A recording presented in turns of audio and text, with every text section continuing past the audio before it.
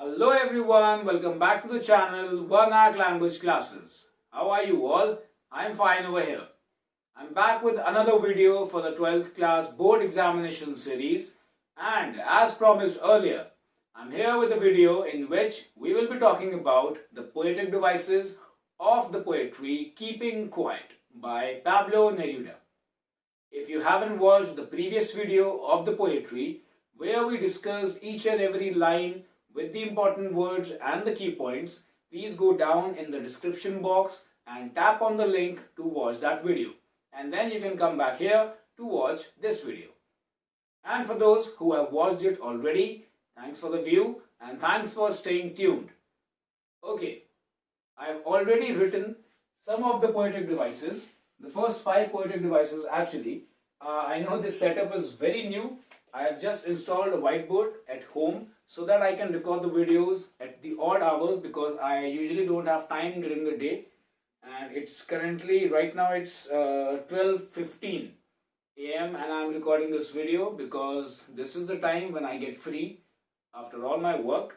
So, please excuse me first of all, अगर कोई भी इशू आ रहा है लाइटिंग के साथ या कुछ भी कमेंट सेक्शन में बता देना. मैंने कई बार चेक किया है वीडियो को रिकॉर्ड कर करके. आई गेस यहाँ पे कुछ लाइटिंग दिख रही है पीछे से. प्लीज कमेंट सेक्शन में बताना how to improvise all of this. I will try to improve each and every day for you all. But अभी के लिए लाइट को रखते हैं साइड में. Let's get to the poetic devices. पहला क्वेश्चन जो पोएटिक डिवाइसेस टर्म सुनते ही हम सबके माइंड में आता है वो ये कि ये इतनी इंपॉर्टेंट क्यों है. दिस इज इंपॉर्टेंट क्योंकि 12th के बोर्ड एग्जामिनेशन में आपको पोएटिक डिवाइसेस के क्वेश्चंस मिल जाएंगे, चाहे वो एक्सट्रैक्ट में हो. लिटरेचर के जो एक सेक्शन में एक्सट्रैक्ट्स आते हैं वहां पे आपको देखने को मिल जाएंगे. फ्री के मार्क्स होते हैं यार. अगर आपको पोएटिक डिवाइसेस आती हैं तो आप इजीली उन्हें स्कोर कर सकते हो without thinking much. Okay, now get to the video. Lecture बहुत हो गया. Let's start with the topic today. We have the first 5 poetic devices here. मैंने पहले ही लिख के रख लिया है इनको, और इसके बाद में 2 और हैं वो भी मैं लिख दूंगा नेक्स्ट क्लिप में. इसी में ऐड कर दूंगा.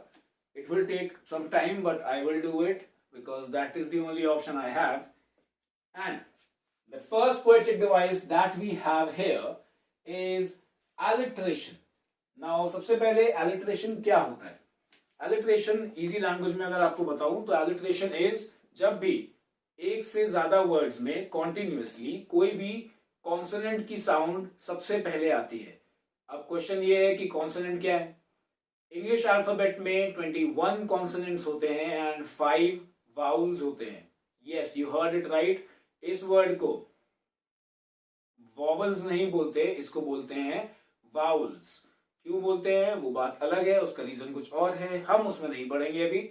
बट इतना समझ लो दैट एलिट्रेशन तब होता है जब भी 2 वर्ड्स या उससे ज्यादा वर्ड्स में कॉन्टिन्यूअसली पहली साउंड कॉन्सोनेंट की होती है. जैसे कि यहाँ पे वी विल, दोनों में ही साउंड किसकी आ रही है, व. दैट इज वाई इस यहाँ पे एलिट्रेशन का यूज हुआ है. Second example, sudden strangeness, S and S stop for 1 second. यहाँ पे भी एस और एस की साउंड सेम है. His hurt hands, यहाँ पे 3 बार H की साउंड आ रही है. Clean clothes, यहाँ पे 2 बार C की साउंड आ रही है. That is why यहाँ पे alliteration का यूज हुआ है. उसके बाद में दिया हुआ है repetition. Repetition वर्ड सुन के आपको खुद समझ में आ गया होगा कि यहाँ पे क्या बात हो रही है. Repetition is जब भी कोई फ्रेज या कोई भी वर्ड बार बार रिपीट किया गया हो पोएट्री के अंदर, उसे बोलते हैं repetition. यहाँ पे क्या रिपीट हुआ है, यहाँ पे we can see without and without 2 bar repeat हुआ है consecutively, इसीलिए इसको रेपिटेशन के अंडर में रखा गया है. Third one, symbolism. Symbolism comes from the word symbol, और जिसका मतलब हिंदी में अगर हम बात करें तो इसका मतलब होता है चिन्ह. अब सिंबल क्या होता है, कोई भी चीज का सिंबल, कोई भी एक्शन का सिंबल, कोई भी रोड पे जो बोर्ड्स लगे होते हैं उनका सिंबल. सिंबल पोएट्री में होता है जब भी कोई वर्ड का यूज किया जाए कुछ और समझाने के लिए. जैसे कि इस पोएट्री में कीपिंग क्वाइट में यूज किए गए हैं ब्रदर्स, जो समझा रहे हैं mankind. Green wars, deforestation. Wars with gas, pollution. Clean clothes, change of perspective. Shade, protection. ऊपर के ये तीन तो समझ में आ गए होंगे, लेकिन let's discuss a little about change of perspective and protection. Important है एग्जाम के पॉइंट ऑफ व्यू से भी और आपकी अंडरस्टैंडिंग के पॉइंट ऑफ व्यू से भी। चेंज ऑफ पर्सपेक्टिव का मतलब होता है जब भी इंसान का जो नजरिया है, नजरिया जानते हो ना, the point of view towards the world, towards the people, towards anything, towards work, towards studies, चाहे कुछ भी हो, आपका जो नजरिया है, जो आपका पॉइंट ऑफ व्यू है टुवर्ड्स एनीथिंग, जब वो बदलता है तो हम कहते हैं उसको change of perspective. Second, protection. अब प्रोटेक्शन किस चीज से?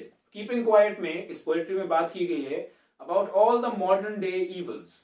आज के जमाने के जो हमारे दुश्मन हैं, दुश्मन लोग नहीं है, दुश्मन है आज की सिचुएशन, चाहे वो ग्लोबल वार्मिंग हो, पोल्यूशन हो, ग्लोबलाइजेशन हो, कुछ भी हो, ये सारी चीजें मैन मेड है, लेकिन ये हमारे ही दुश्मन बन चुके हैं आज की डेट में। तो इन सबसे प्रोटेक्शन माने कि इन सबसे एक शेड। अगला है एंटाइथीसिस। अब चाहे इसे एंटाइथीसिस पढ़ लो या इसको एंटीथीसिस पढ़ लो, डजंट मैटर। मैटर क्या करता है? इसको समझना। Let's read the example first, फिर समझेंगे इसका मीनिंग क्या होता है। Count to 12 and we will all keep still. Count to 12 में आप कैसे काउंट करते हो? 1 2 3 4 एंड सो ऑन, राइट। उसके आगे लिखा हुआ है and we will all keep still. चलो चुप रह के काउंट करते हैं एक बार। ये काउंटिंग थोड़ी ना हुई, ये तो हम बस फिंगर्स को मूव कर रहे हैं। एक्चुअली में काउंटिंग कैसे होती है? 1 2 3 4 5 6, राइट। लेकिन क्या आप इस तरह काउंट करते हुए चुप रह सकते हो? नो, पॉसिबल ही नहीं है। और एंटाइथीसिस का मतलब ही यही होता है कि जब दो अलग अलग फ्रेजेस या दो अलग अलग वर्ड्स को एक साथ रखा जाए जो एक दूसरे के बिल्कुल ऑपोजिट हैं, या फिर उन दोनों का जो सेंस है वो एक दूसरे से मैच नहीं करता, तब यूज होता है एंटाइथीसिस।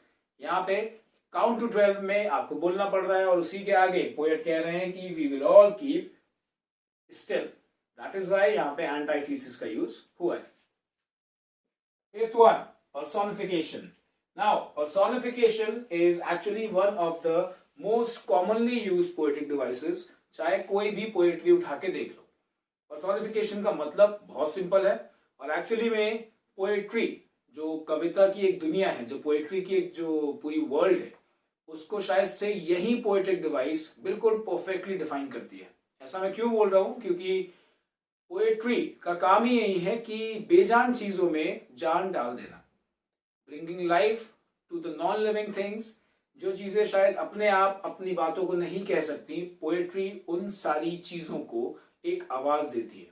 पोएट्री उन सभी चीजों की, उन सभी लोगों की एक आवाज बन जाती है। इसीलिए शायद से पोएट्री के अंदर जो होता है ना कि एक नॉन लिविंग थिंग के अंदर जान डाल देना, सबसे ज्यादा यही चीज पोएट्री को खूबसूरत बनाती है, यही चीज पोएट्री की इंपॉर्टेंस हम सबकी लाइफ में बढ़ाती है। रही बात पर्सोनिफिकेशन की, पर्सोनिफिकेशन एक्चुअली में होता है whenever we try to humanize any non living thing.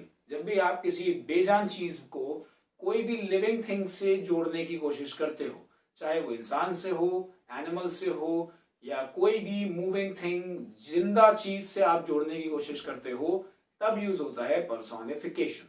अब यहां पे कैसे यूज हुआ है? यहां पर लिखा हुआ है earth can teach us as when everything and so on. Earth can teach us, इस पे ध्यान देना है हमें कि earth can teach us. Actually में क्या अर्थ हमें पढ़ा सकती है?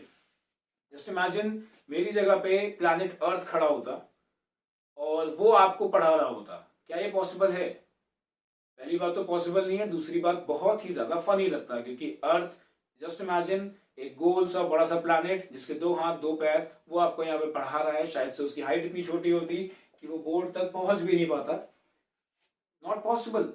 और जब कोई ह्यूमनली इम्पॉसिबल चीज को पॉसिबल करने की कोशिश की जाए by attaching it to a living thing, या फिर कोई भी जिंदा चीज का कोई एट्रीब्यूट या कोई क्वालिटी से जोड़ने की कोशिश करी जाए, तब यूज होता है पर्सोनिफिकेशन। यहाँ पे अर्थ को एज अ टीचर दिखाया जा रहा है, जो कि एक्चुअली में पॉसिबल नहीं है। So these are the first 5 poetic devices. The 6th and the 7th one, the last 2 poetic devices of this poetry. The first one is metaphor. Metaphor, जो भी कह लो.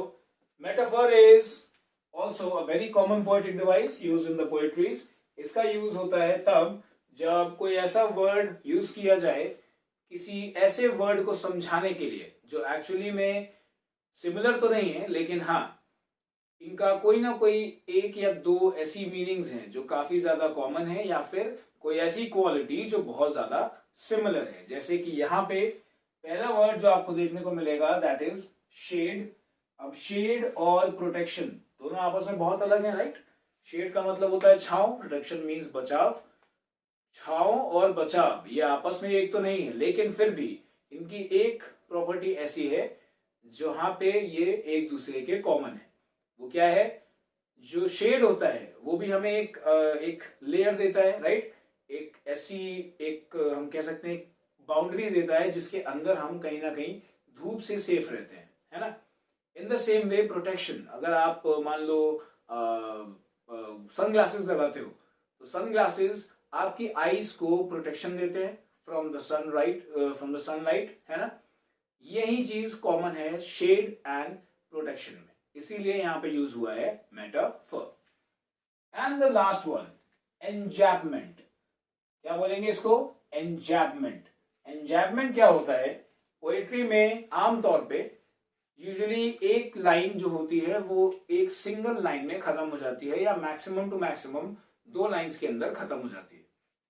एन्जैपमेंट का यूज तब किया जाता है जब पोएट्री में किसी एक पर्टिकुलर स्टांजा में या पोएट्री में बार बार कोई एक लाइन को 2, 3, 4 इतनी कई सारी लाइंस तक एक्सटेंड किया जाता है, like a proper sentence. Poetry में आपने सेंटेंसेस नहीं देखे होंगे, लेकिन जब भी देखोगे तो वहां पे क्या यूज होगा? एन्जैपमेंट. याद रखिएगा. All right, so these were the 7 poetic devices of the poetry Keeping Quiet. I hope you liked the video, and I hope that you understood the meaning of each and every poetic device that we discussed here. Please stay tuned to the channel क्योंकि अब जैसे जैसे boards पास आएंगे वैसे वैसे we will be increasing the speed of uploading the videos. आपके पास regularly नए नए वीडियोस आते रहेंगे about the chapters, about the poetic devices, about the important points, about the question answers, और जो भी कुछ चाहिए हमें बोर्ड्स के लिए. So please stay tuned to the channel and don't forget to give a like, share and subscribe to the channel Vernac Language Classes. Thank you for watching the video. Thanks for your time. I'll see you in another video. Till then, take care. Bye bye and good night.